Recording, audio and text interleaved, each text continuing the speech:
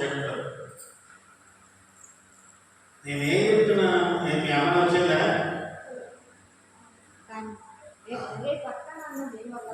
చూడదు చిన్నదన్నా అంతే ఫ్రెష్గా ఆఖరి కద్దరేగా ఒక్కొక్కడు ఎవరు కద్దరు తీసుకుని వెలుగు కావాలంటే ఏం చేయాలి? మీరు చీకట్లో ఉన్నారా తెలుగులో ఉన్నారా?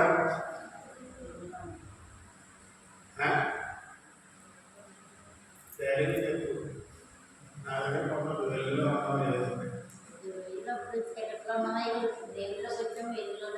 దేవులో వచ్చే వెలుగులో వచ్చేపెట్టి ఇన్నాళ్ళతో మన అబద్ధాలు రోజుపెట్టి అబద్ధాలు ఎక్కడ ఉన్నారు? అబద్ధాలు ఎక్కడున్నారా? చీకట్లో ఉన్నాం కదా. ఈవిడికి అర్థమైపోతుంది గొంతులే మనిషి.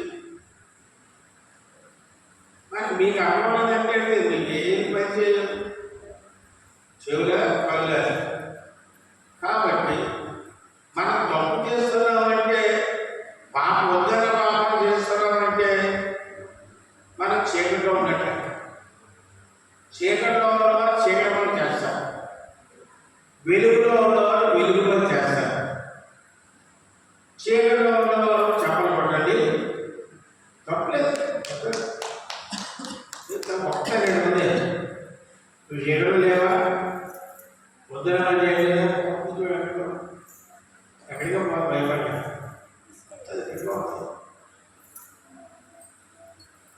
మనం చీకటిలో ఉన్న వాళ్ళం వెలుగులో రావడానికే దేవుడి లోకాలకు వచ్చాడు. చీకటి క్రియలు, చీకటి మాటలు, చీకటి సంబంధమైన చూపులు, ఆలోచనలు, ఈ శరీరం పొడవంటే బ్రెయిన్ పొడతనే లేదా చేసిన దాంట్లో ఎదుర్కొంటాం తెలుసు కదా. కాబట్టి అది లేకుండా ఉండాలి అంటే దేవుడు వెలుగు ఎప్పుడు మండుతూ మండుతూ మండుతూ ఉండాలి. కొప్పట్లో నిప్పులు ఎర్రగా ఉన్నంతసేపు పురుగులు వస్తాయా? పురుగులు ఎప్పుడు వస్తాయి? నిప్పులు ఎర్రగా నల్లమైపోతాయి, ఆరిపోయినాయి. అప్పుడు పురుగులు వస్తాయి కదా. ఏమో పురుగులు వస్తాయా? నేను పురుగున్నా అనుకున్నాను. చెప్పిన అర్థమవుతుందా? ఎర్రగా ఉన్న కుంపట్లోకి నిప్పులు ఎర్రగా కలిపి పురుగులు వస్తాయా? వస్తాయా? చెప్పడం అది చెప్పడం ఏమి మనిషి పోవేయండి. ఈ అబ్బాయి ఆట రావాలి. నేను ఏమనుకున్నాను కదా, నీకే వేసాను బల్లిలోకి వస్తున్నాయి. ఏమైనా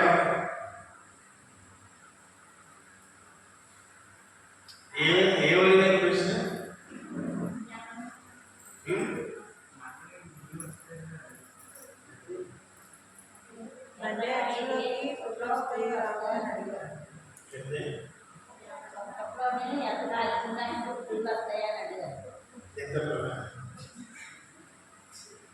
కొంపటిలో నిప్పులు ఎర్రగా ఉంటే పురుగులు వస్తాయా?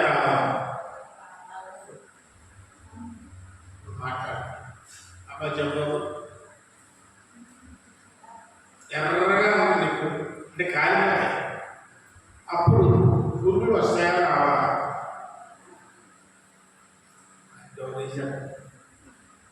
నేను చీకట్లో ఉన్నాను, అది పురుగులు వచ్చేస్తే ఎలా పోగొట్టుకోవడం.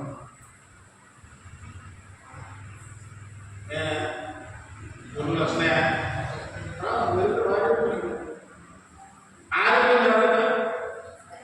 వస్తాయి. అర్థమైంది. నిశ్చితాత్మ ఎప్పుడు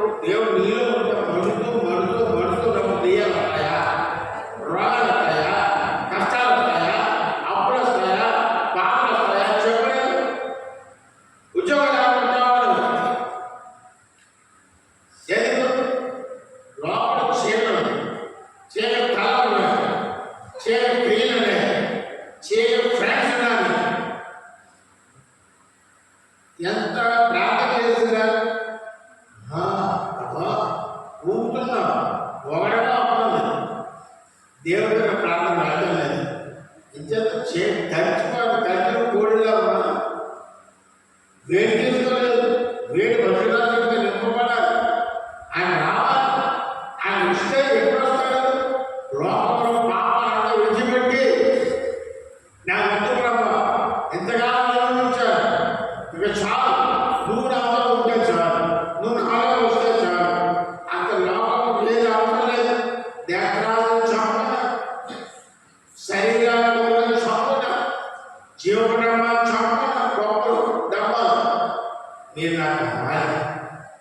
మీ చీకటిలో ఉన్నాను, వెలుగు తీసుకెళ్ళి ప్రభు, నా చీకటి లాక్కెళ్ళు, వెలుగులో ఉంటాను. మళ్ళా చీకటిలో రా అన్న మాట ఎవరు అర్థమవుతుందిరా? ఎవరు అర్థమవుతుందమ్మా? రాబా నీకు అర్థమైంది పంపక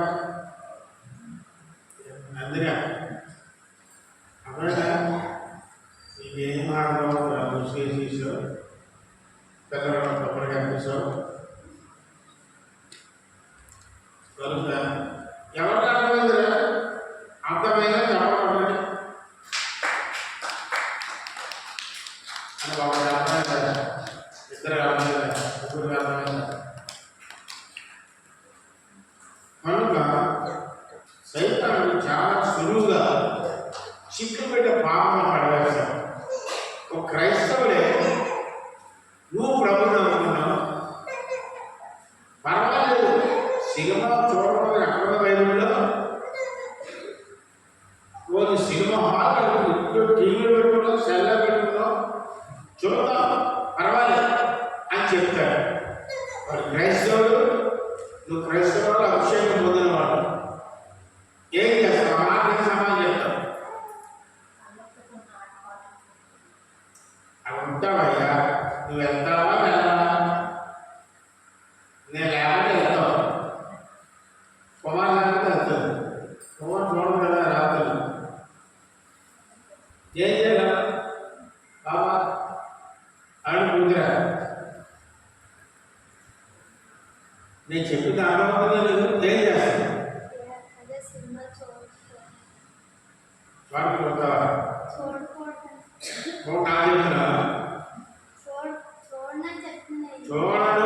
నువ్వు చెప్పు. చూడడం పోవడం అవి అందరికీ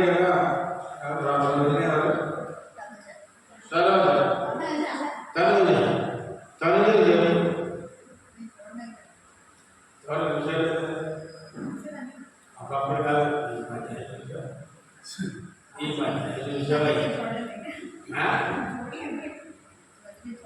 ఈ మధ్య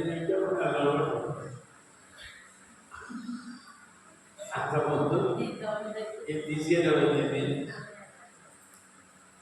కనుక దేవుడు పిల్లల, దేవుడు ఎవరితో ఆలస్యం చేస్తున్నాడు? నీ కొరకు, నా కొరకు.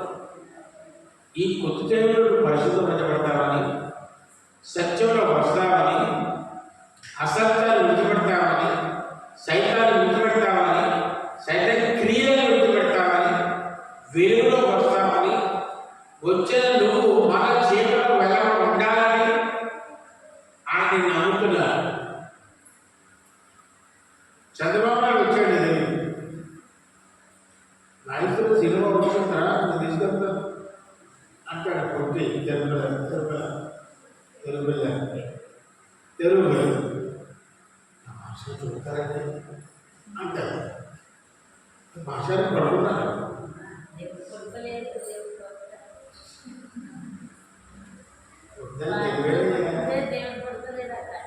తెలుగు పడుకోలేదండి.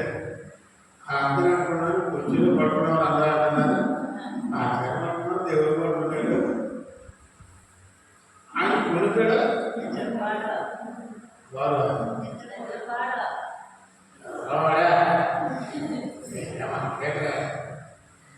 నిద్ర పోడు పాడా ఎక్కువ కనుక నిద్ర మారుతుంది. చెప్పగలండి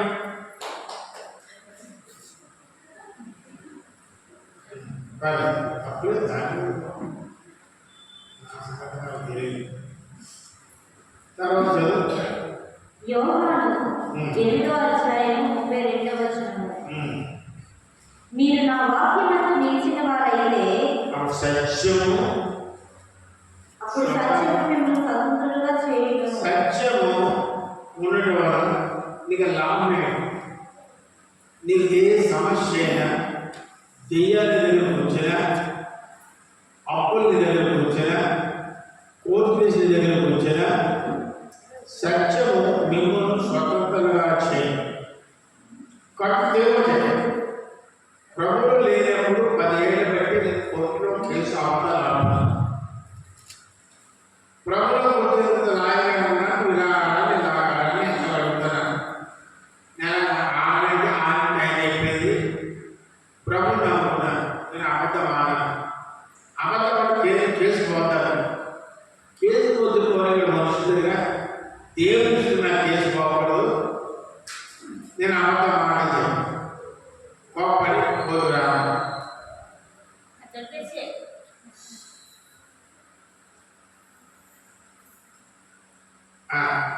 కోర్టు రావాలి. కోర్టు వెళ్ళాను, కోరెక్కాను. అవతల కొన్ని ప్రశ్నలు అడిగాను. అవతల కొన్ని ప్రశ్నలు అడిగాను. సమాధానం చెప్పాను. జడ్జిగా రావాలి. అదే లాయర్ గారు అదే ప్రశ్నలు పలానా నెలలో పలానా సంవత్సరం అడిగారు మిమ్మల్ని. అప్పుడు చెప్పిన సమాధానం ఒకలా ఉంది. అదే ప్రశ్నలు అదే లాయర్ గారు ఇప్పుడు అడుగుతున్నారు.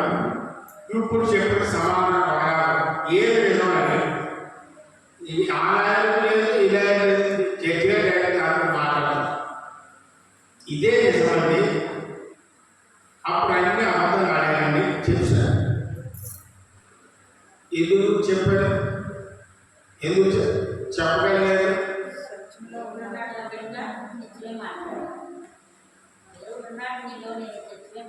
నాలో ఆయన ఉన్నారు కాబట్టి సత్యమైన దేవుడు నాలో ఉన్నారు.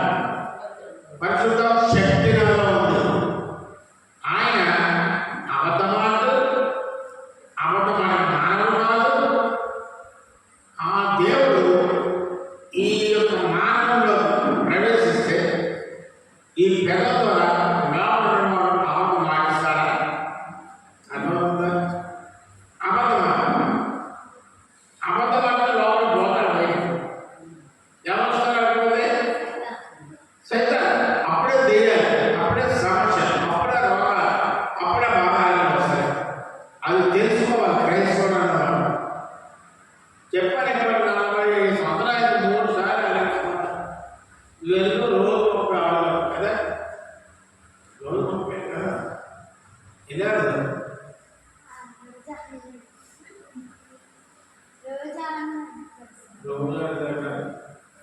రెండు రోజులు ఆడతాడు. రే బాగా వడగట్టుకుని కనుక సత్యము బైబిల్ అంతైన సారాంశము. ప్రభువు నమ్ముకున్న తర్వాత నువ్వు దీవించబడాలంటే, ఆశ్రయించబడాలంటే, నీ సంవత్సరం పోవాలంటే, అప్పుడు పోవాలి అంటే సరైన సహవాసంగా ఉండాలి, సరైన సంఘం ఉండాలి. ఈ దినాల్లో నామక క్రైస్తవులు పరిశుద్ధ ఎదుర్కొన్న వారిని కూడా పడగొడేస్తారు. అంటే వాళ్ళు పడగొట్టారు. వాళ్ళ ద్వారా వచ్చిన వాడు దెయ్యం, సైతాన్ వచ్చాడు. ఈ సంఘం అక్కడ సంఘాల ఒకసారి నారాయణపురంలో ఒక అతను ఒక ఆమెను అడిగాడు, ఏం తీసుకోండి, ఏదో హిందూ సంబంధం తీసుకోనంటే అదే నేను తెచ్చుకెళ్తాను కదా, మీది ఏ సంఘం అడిగాడు. కొత్తూరు రమణ సంఘం. అమ్మో ఆయన నేను పోతాను, ఇంక నేను ఆడలేదు పోయినా. వేరే చెప్పగానే దెయ్యం మారింది. అలా ఉండాలి. ఇక్కడ మీరు అందరూ అలా ఉంటారా అనుకున్నారు. మీ సందర్భం బాగా ఒకటే ఇతరందరూ వెళ్ళే ఎందుకే మీదకి. అందుచేత మనం ఏ ప్రయాసపడడం, దేవుడు ప్రయాసపడడం ఎప్పుడైనా గమనించారా మీరు? పర్లో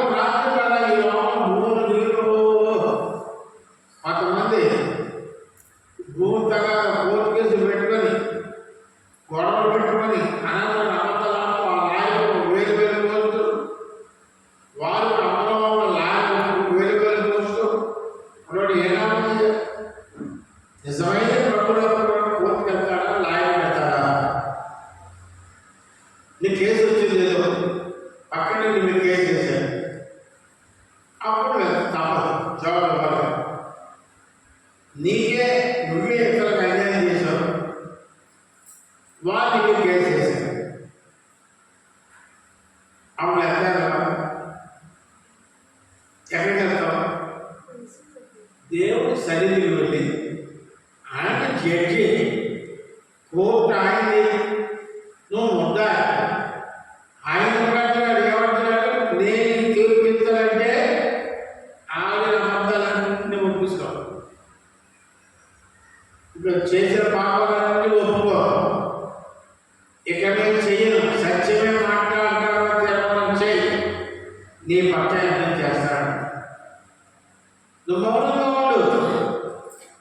బైబిల్ వాక్యానికి ఏంటంటే దేవుడు వాగ్దానాలు ఏమన్నా మౌనంగా ఉండు. నేను నీ పక్షాన్ని తింటాను, యుద్ధం చేస్తాను. తెలుగుగా కాదు, నీ పక్షాన్ని నేను అంటే దేవుడు యుద్ధం చేస్తాను. నీ పక్షాన్ని మీరు యుద్ధం చేశారా? అక్కడికి తెలుగుకోవడం వెళ్ళిపోతారు, పోలీసు వెళ్తారు, పక్కన కొట్టుబడి బాగా రౌడీ నాకు పంపించేస్తారు, అదేం తీర్పు తీరుస్తారు? అది మనుషులే కదా. దేవుడు కూడా మనుషులు పోవడం. నువ్వు సత్యంలో ఉండు, ఒకటే ప్రజలుగా సత్యంలో దిగజారుగా, సత్యంలో ఉన్నవాడు వెలుగులో లెక్క, వెలుగులో అవకాశం కోర్టు కేసు వల్ల అసత్యంలో వెళ్ళాలి. నేను కోర్టు నిలబడ్డా, జడ్జి గారు అన్నారు, ఆగారు, ఆమన్నారు, అలా నెలలో అదే ప్రశ్న అడిగారు, అప్పుడు మీరు సమాధానం ఒకలా. ఇప్పుడు అదే ప్రశ్న అడుగుతున్నారు, ఇప్పుడు సమాధానం ఒకలా ఉంది, రెండు వేరువేరుగా ఉంది. ఏది నిజమని అడిగారు జడ్జి గారు. అది అబద్ధం అండి, ఇది నిజం. ఎలా నమ్మంటారు? అప్పుడే ప్రభువు నమ్మలేదు, ప్రభువు నమ్మాను, ప్రభువు నాలో ఉన్నాడు. ఇంకా అడగండి, ఏమైనా నిజం చెప్పారు అబద్ధమా? ఈ మతంలో ఎప్పుడు కలిసి ఉన్నాడు జడ్జి గారు? మతంలో కలలేదని ఆయన నమ్ముకున్నారు, ఆయన మాటలు వెళ్ళారు అని చెప్పారు. దేవుడు ప్రభువు ఇష్టమైంది ఒకటే, నువ్వంటే చాలా ఇష్టం దేవుడు, నువ్వంటే చాలా ఇష్టం.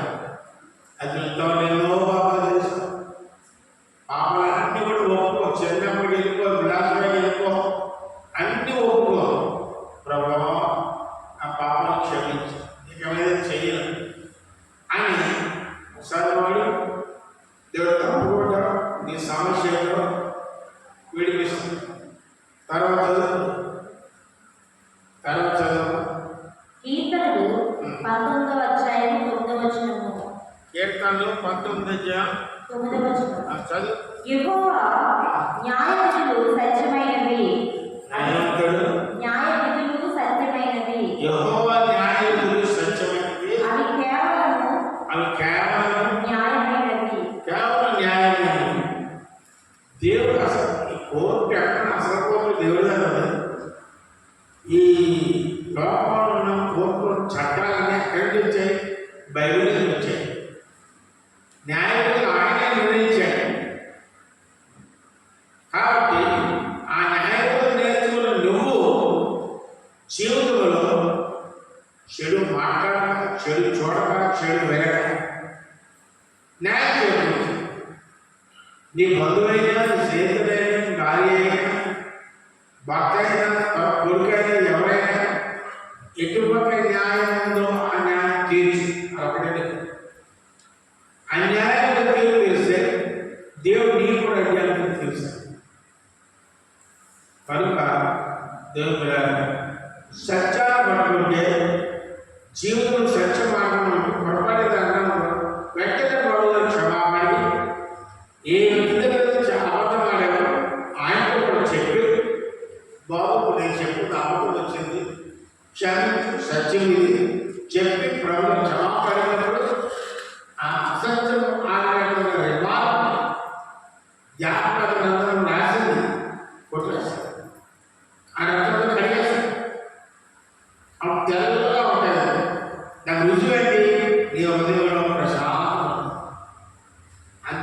దుష్ట సాంగత్యము మంచి నడవడిని చెరుపు.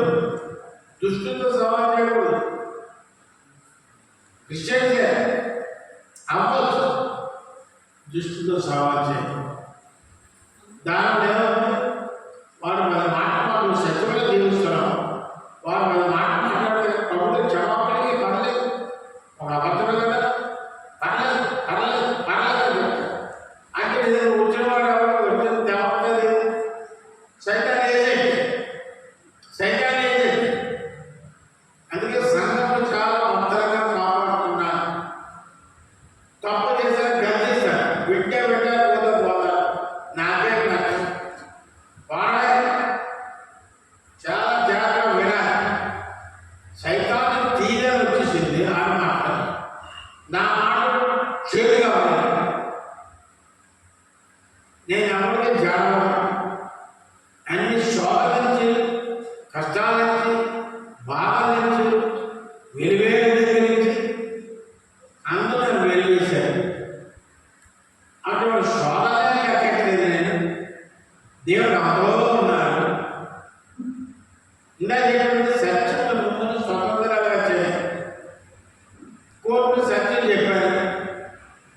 జనపడు వెంటనే కేసు కొట్టుపారేశారు. కాబట్టి 10 ఏళ్ళుగా ఆపాదించిన కేసు ఒక్క నిజం చెప్పడం వల్ల కేసు కొట్టువేయబడింది. 27,000 రూపాయలు జరిమానా వేశారు అంతే. ఎవరైతే నేను కుటుంబంలో బాధించాను ఓర్చుకున్నాను, బాగా చదువుకోకుండా కొనుక్కోకుండా డబ్బులు అప్పులు అయిపోతున్నాను, లాయర్ పోషించడానికి ఎంతో బాధపడ్డాను. దేవుడు గారు వారు ఒకరు ఒకరు ఒకరు 5 నా బాధపడ్డారు. ఈ లోపల లేదు. దేవుడు నా పక్షం ఉన్నాడు. యుద్ధం చేశాడు.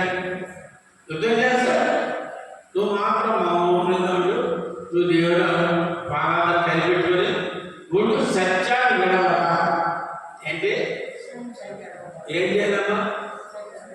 అమ్మా మూడుగొడ్డ ఎర్రగొడ్డ కాదు ఎర్రచారు.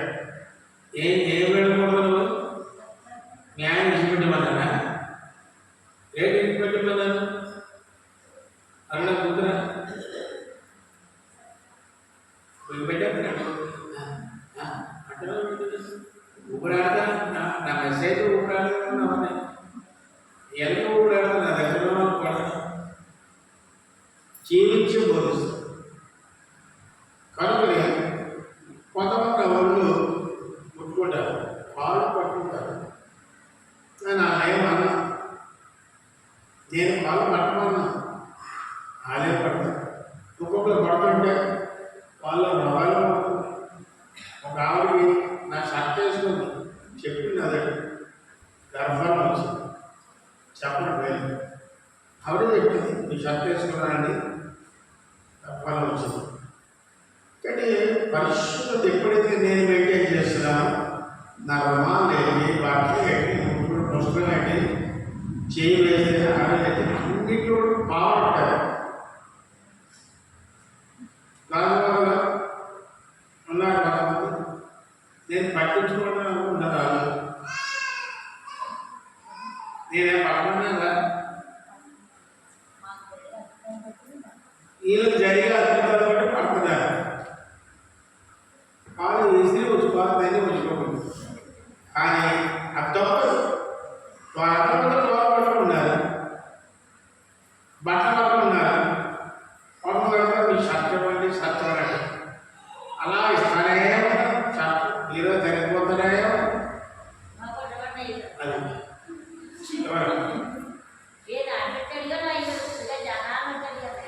అడిగేవారు.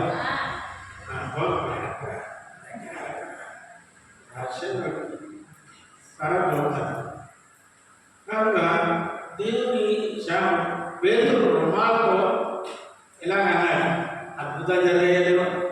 వేదిక నీడ పెడితే అద్భుతం జరిగేది.